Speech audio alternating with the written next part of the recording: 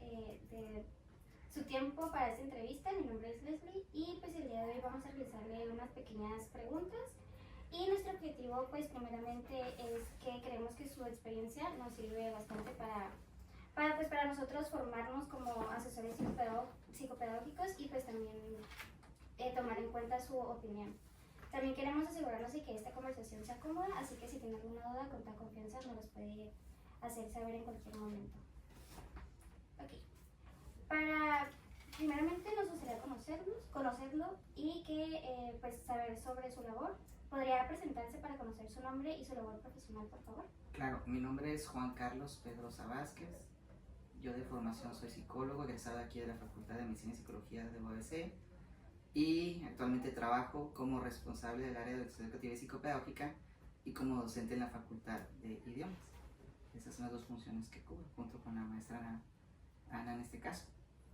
Ok, muchas gracias. Pues nosotros somos 4 estudiantes actualmente que nos estamos presentando en nuestra entrevista. Somos estudiantes de la Facultad de Humanidades y estamos en el quinto semestre de la carrera de asesoría psicopedagógica.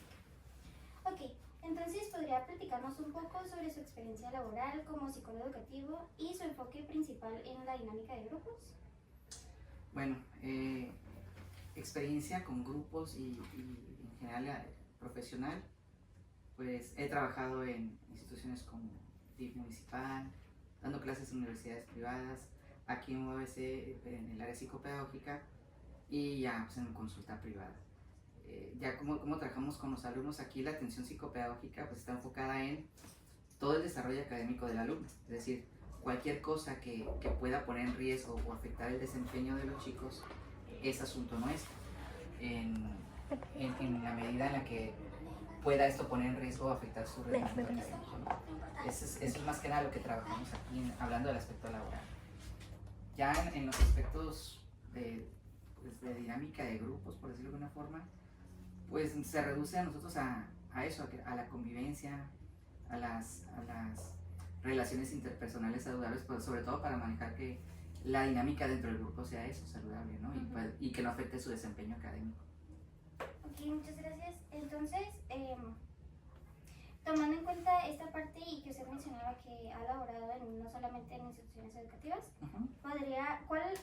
¿cuáles considera que son las aptitudes que debe tener un psicólogo educativo respecto a la dinámica de grupos? ¿Cuáles son las aptitudes que debería tener un psicólogo educativo?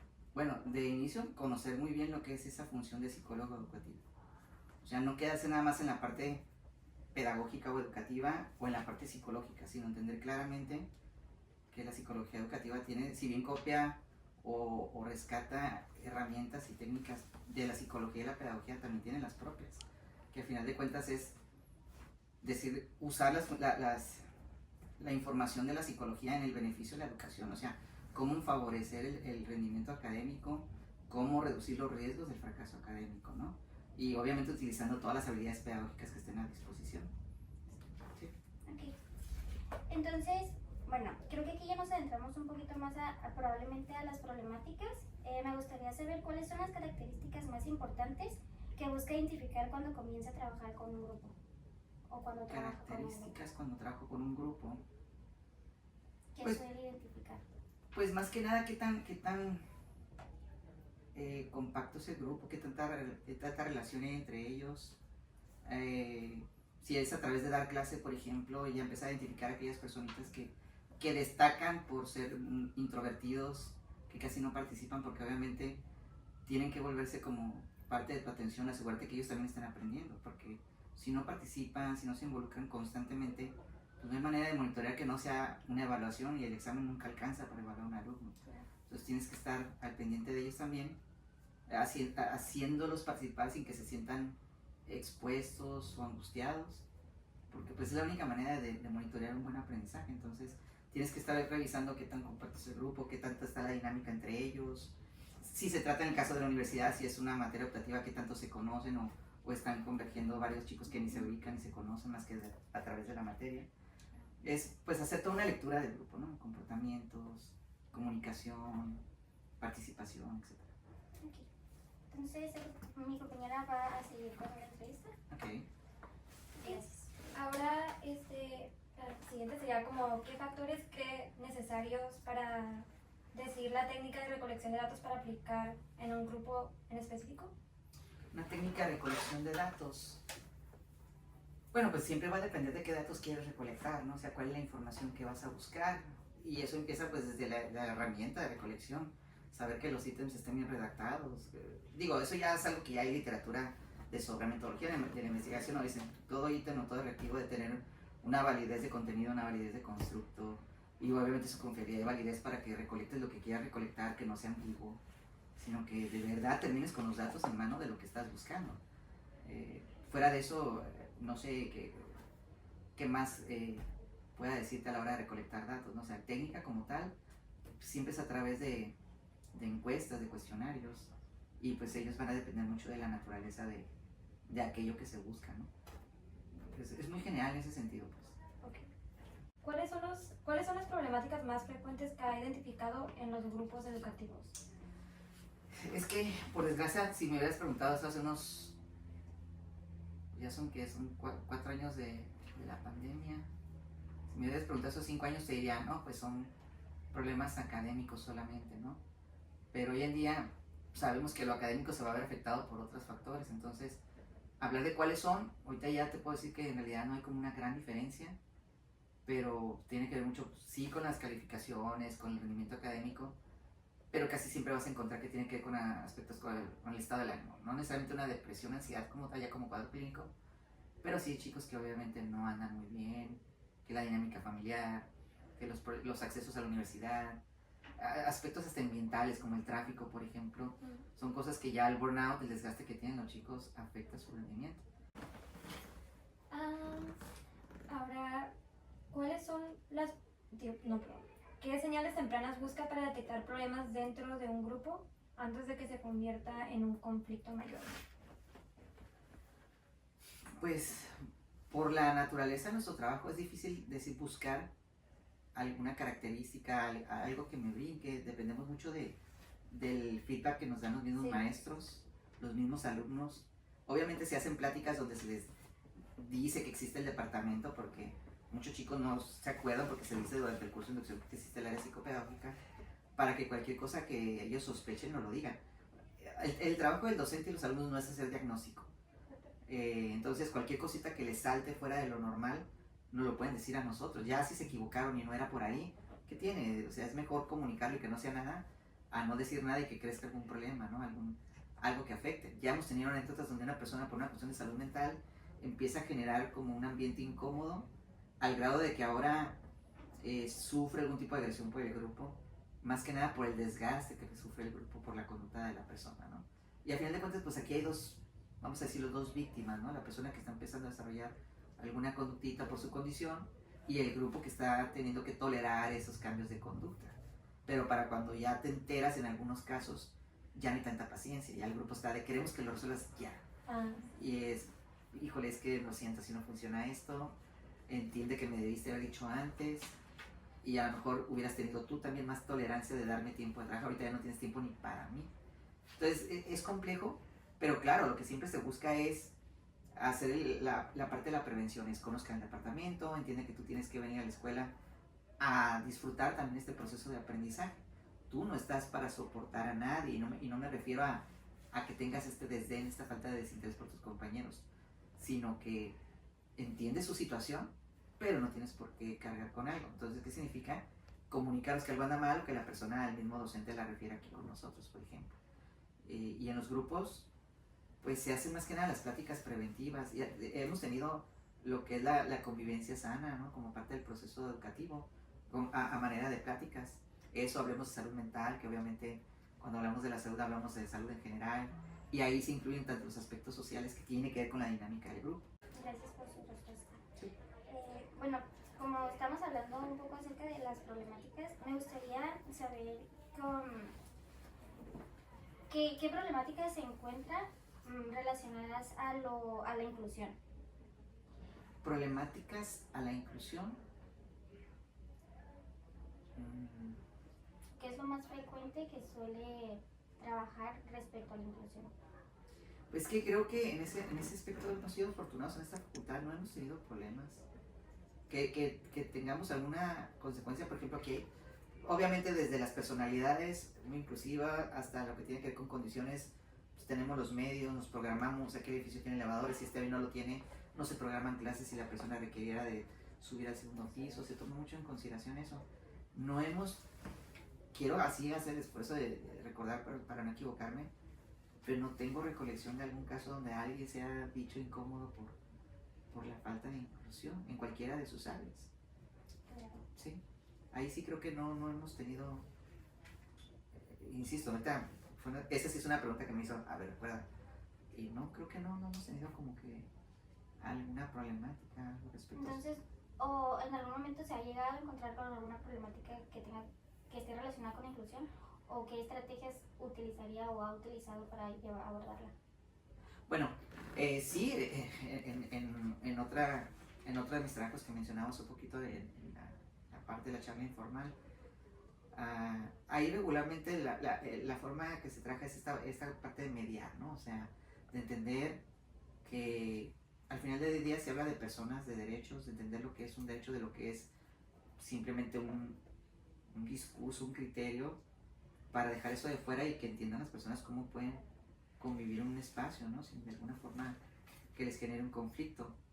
Porque hay que decirlo, o sea, así como hay personas que tienen cierto nivel de intolerancia y hay que regularlos porque pues obviamente para la dinámica del grupo es importante, hay que entender que hay personas que son muy apasionadas que de repente ahora cruzan la línea de querer como imponer una serie de creencias que no son funcionales, que en algún momento se volvieron aficionados sin la guía correcta o sin la educación correcta y simplemente pues quedan de estas personas que curiosamente terminan ahora del otro lado, de los intolerantes, ¿no?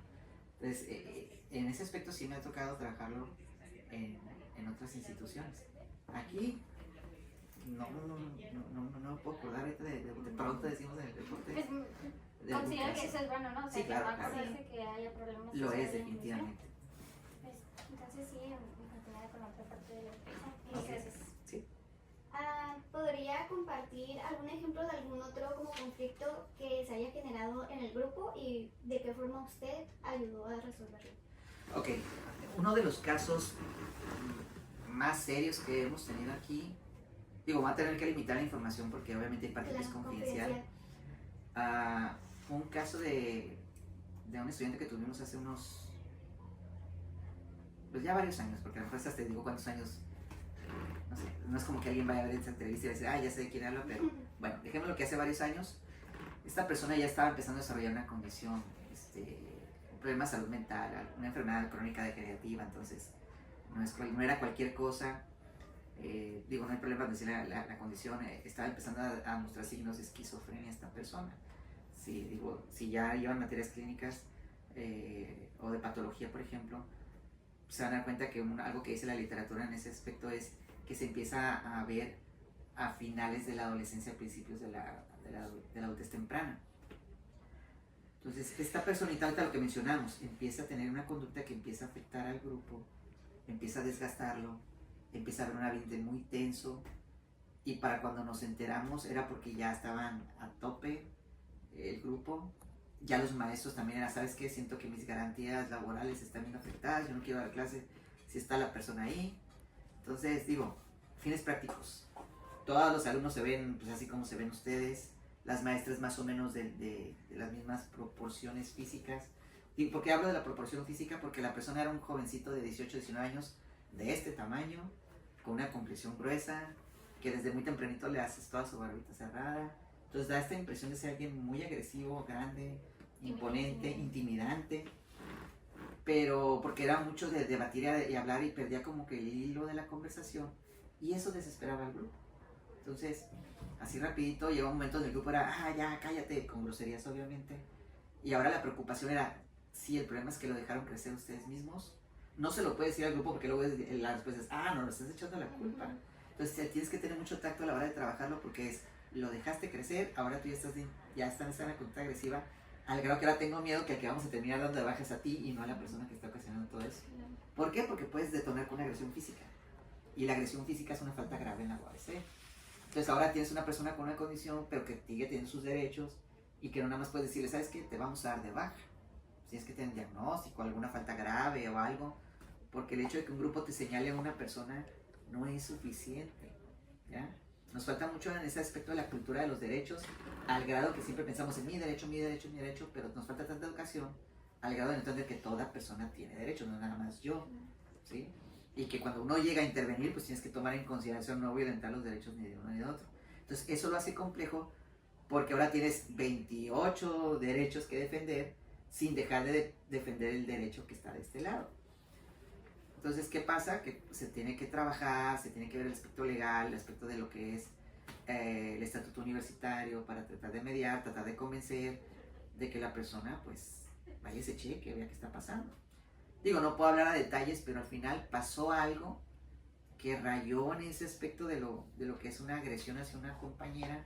Nada grave si lo decimos, porque hasta la misma persona dijo, yo no quiero que pase nada, simplemente pues lo comento porque pasó, pero... Y fue, ok, ¿sabes qué? Pues que sí está muy cerquita de la falta grave, vamos a tener que ahora sí ya poder mandar llamar a los papás. Y la conclusión fue, tienes que hacer esto como requisito de regresar. Y fue la forma en la que se solucionó, pero fue más, se va a ir extraño que lo diga, pero un golpe de suerte que un protocolo, porque ahí sí hay que decirlo, seguimos siendo deficientes. ¿Sí? El que tú digas, si pasa esto va a ser A, B, C y D, estamos todavía. Si lo vemos hasta con Copavi, que hace un muy buen intento, pero no siempre resuelve de la manera más adecuada. Ajá. Pasaría a la siguiente pregunta.